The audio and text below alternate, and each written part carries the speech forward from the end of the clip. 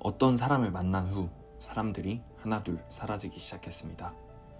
실종된 이들은 평범한 사람들이었지만 공통점이 하나 있었죠.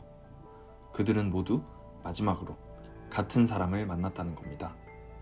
처음엔 우연이라 생각했지만 수차례 반복되는 이상한 사건들을 우연이라고 할 수 있을까요? 지금부터 강화도 연쇄 실종 사건, 그 충격적인 이야기를 해볼까 합니다. 첫 번째 피해자는 당시 40살이었던 이윤희 씨였습니다. 이 씨는 오래전 이혼한 상태였고 강화도에 일을 하러 갔다가 만난 권 씨와 내연 관계로 지내고 있었습니다. 권 씨와 함께 생활하는 강화도의 한 아파트와 친정을 오가며 생활하던 이 씨는 2001년 12월 17일 친정집에 머물고 있었습니다. 이 씨는 여동생에게 권 씨를 만나야 해서 강화도 아파트로 돌아가야겠다며 친정집을 떠났습니다. 그런데 평소 같았으면 가족들에게 잘 도착했다, 집에 와서 뭐 하고 있다 는 등의 전화를 했었을 이 씨가 아무 연락을 취하지 않았습니다. 그렇게 강화도로 간 이윤희 씨는 이 모습을 마지막으로 행방이 묘연해졌습니다. 2004년에는 권 씨의 직원으로 일하던 조 씨가 권 씨와 토지 문제로 여러 차례 언쟁을 벌인 일이 있었습니다. 이 일로 화가 난 조 씨는 내연녀 이 씨를 권 씨가 죽였다고 소문내고 다녔다고 하는데 어느 날 갑자기 조 씨가 실종되고 말았습니다. 그런데 의심스럽게도 이 씨의 빌라, 조 씨의 땅이 어느샌가 권 씨 소유로 명의 이전되어 버립니다. 그 후 세 번째 피해자가 발생하는데 권 씨의 땅과 인접한 펜션을 관리하던 박 씨와 부동산 문제로 잦은 갈등이 있었습니다. 그러던 어느 날 박 씨가 펜션 근처 야산에서 사체로 발견된 것입니다. 시신은 이미 백골화가 진행된 상태였고 여름철이라 부패도 심했지만 타살의 흔적만큼은 분명하게 남아있었습니다. 하지만 모든 사건에서 권 씨는 증거 불충분으로 구속되지 않았습니다. 2014년 8월 6일 강화도의 한 야산에서 땅에 묻힌 남성의 시신이 발견됩니다. 시신 발견 당시 알몸 상태로 발견되었는데 이는 타살을 강하게 의심하게 되는 정황이었습니다. 알몸 상태로 자살하거나 사고를 당할 일은 없으니까요. 게다가 사인은 후두부 골절, 머리 뒷부분에 큰 충격을 받고 사망한 것이 확인되기도 했습니다. 남성의 신원을 확인해 본 결과 36세의 신 씨라는 것이 드러났습니다. 신 씨는 큰 결심 끝에 강화도의 권 씨 소유의 땅 200평을 사려고 했습니다. 주변인들은 노후 준비를 일찍 하기 위해 땅을 샀을 것이라고 추측하는데요.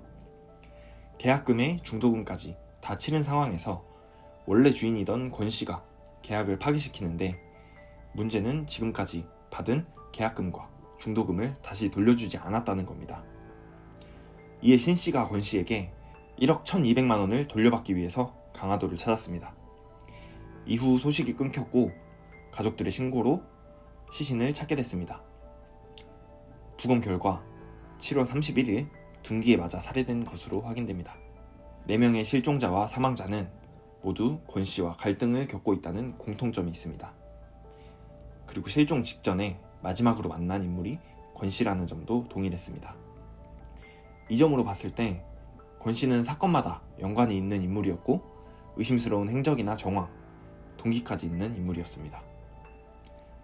박 씨 살인사건은 권 씨가 펜션으로 가는 것도 목격됐고 권 씨가 보안업체에 연락해서 CCTV가 설치되어 있는지 확인했다는 정황도 발견했습니다. 하지만 살인을 입증할 만한 직접 증거는 발견되지 않았고 번번이 수사망에서 벗어나게 됐는데요. 네 번째인 신 씨 사건에서는 상황이 달라집니다. 강화도에서 연쇄 실종, 살인사건이 계속되자 경찰도 의심의 끈을 놓지 않고 있는 중에 신 씨마저 권 씨를 만나러 갔다가 실종되었다고 하니 더욱 의심을 받게 됩니다. 권 씨의 진술에 의하면 신 씨와 금전 문제로 만난 것은 사실이라고 합니다. 사건 당일 오전 10시 30분 권 씨의 집에서 만났고 20에서 30분 동안 이야기를 하다가 신 씨가 집을 나섰다고 주장하는데요. 경찰이 주변 CCTV를 확인해 본 결과 11시 30분경 신 씨의 차량이 권 씨 집으로 향하는 장면이 찍혀 있었고 13시 18분에 권 씨 집에서 신 씨의 차량이 나오는 것이 확인됩니다. 차량은 잠시 후 강화대교를 통과합니다.